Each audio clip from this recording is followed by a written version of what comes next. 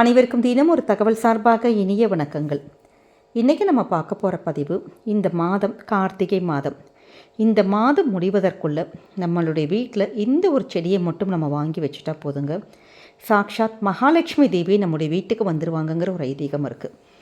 வாழ்க்கையில் எப்படிப்பட்ட பிரச்சனையாக இருந்தாலும் காலத்தால் தீர்க்கவே முடியாத ஒரு கஷ்டங்கள் கூட நிச்சயமாக நமக்கு தீர்த்து தரக்கூடிய மிக சக்தி வாய்ந்த ஒரு செடி தாங்க இந்த செடி. அப்படிப்பட்ட மிக முக்கியமான ஒரு பதிவு தான் தெரிஞ்சுக்க போகிறோம். பதிவுக்குள்ளே போகிறதுக்கு முன்னாடி நம்முடைய சேனலை சப்ஸ்கிரைப் பண்ணாமல் பார்த்துட்ருக்கோங்க, கண்டிப்பாக சப்ஸ்கிரைப் பண்ணிக்கோங்க. அப்போ தான் எங்களுடைய எல்லா நல்ல நல்ல பதிவுகளுமே உங்களுக்கு உடனுக்குடனே வரும். இப்போ பதிவை பார்க்கலாம்.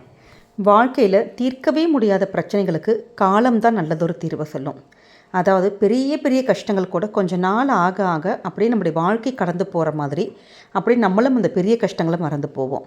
ஆனால் சில விஷயங்கள், சில பிரச்சனைகளுக்கு நம்முடைய இந்த காலத்தால் கூட பதிலே சொல்ல முடியாத அளவுக்கு பிரச்சனைகள் அதற்கு தீர்வே இல்லாமல் நிறைய பேருக்கு கஷ்டங்கள் இருக்கும். நிறைய பேருக்கு வெளியிலே சொல்ல முடியாத அளவுக்கு மனசுக்குள்ளே போட்டு புழுங்கிட்டு இருப்பாங்க. அப்படி உங்களுக்கு கஷ்டங்கள் எல்லாம் தீரணும் அப்படின்னாலும் நீங்கள் தாராளமாக இந்த ஒரு பரிகாரத்தை பண்ணலாம்.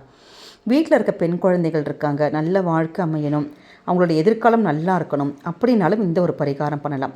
குறிப்பாக இந்த கார்த்திகை மாதத்தில் நம்ம செய்யக்கூடிய இந்த ஒரு சின்ன ஒரு விஷயமானது நமக்கு பரிபூர்ணமாக ஒரு மகாலட்சுமியோட ஒரு அம்சமும் நம்முடைய சாக்ஷாத் மகாலட்சுமி தாயை நம்முடைய வீட்டுக்குள்ளே வரவழைக்க செய்யக்கூடிய அற்புதமான ஒரு பரிகாரம்.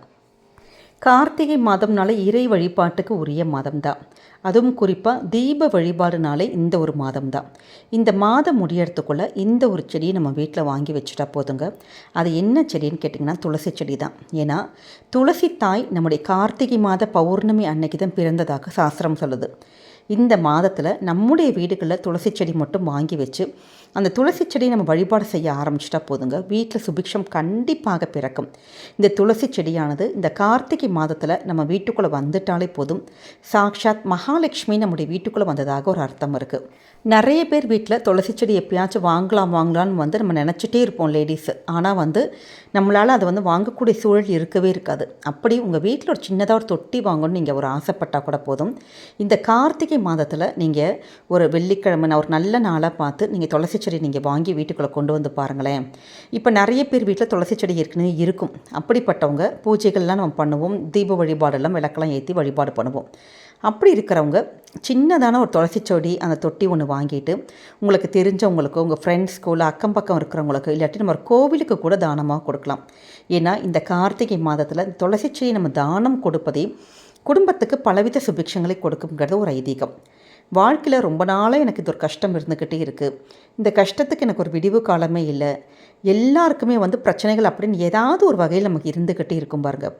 அப்படிப்பட்டவங்க நம்ம ஒரே ஒரு துளசி செடி மட்டும் வாங்கிட்டு இந்த துளசி செடிக்கு மஞ்சள் குங்குமம் பொட்டெல்லாம் வச்சுட்டு கொஞ்சோண்டு பால், கொஞ்சம் தண்ணி மட்டும் ஊற்றி ஒரு விளக்கு ஏற்றி அந்த துளசி செடி நம்ம வலம் நம்ம மனசுக்குள்ளே இருக்கக்கூடிய கஷ்டங்கள் இருக்குது பாருங்கள், அந்த ஒரு கஷ்டத்தை நம்ம துளசி தாய்கிட்ட சொன்னோன்னா வாழ்க்கையில் தீர்க்கவே முடியாத பிரச்சனைகள் கூட கண்டிப்பாக கொஞ்சம் நாளாக தீர ஆரம்பிச்சிருங்க.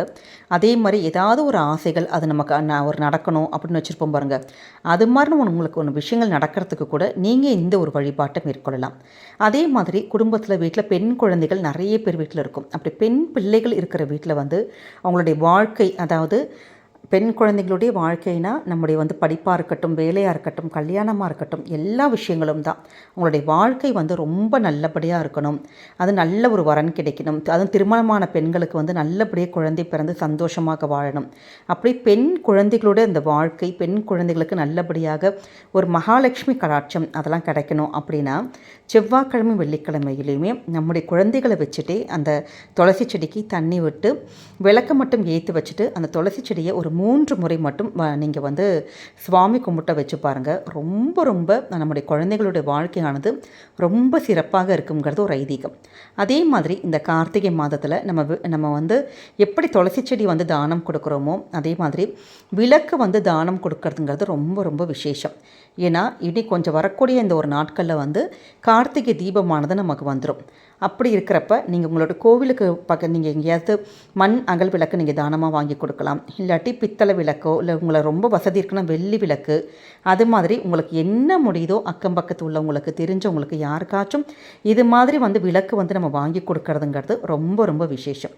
அதனால் இந்த அற்புதமான கார்த்திகை மாதத்தில் இந்த சுபிக்ஷத்தை தரக்கூடிய இந்த துளசி செடியை நம்முடைய வீடுகளில் நீங்கள் வாங்கி வச்சு பாருங்கள், இல்லாட்டி நீங்கள் தானம் கொடுத்து பாருங்கள்.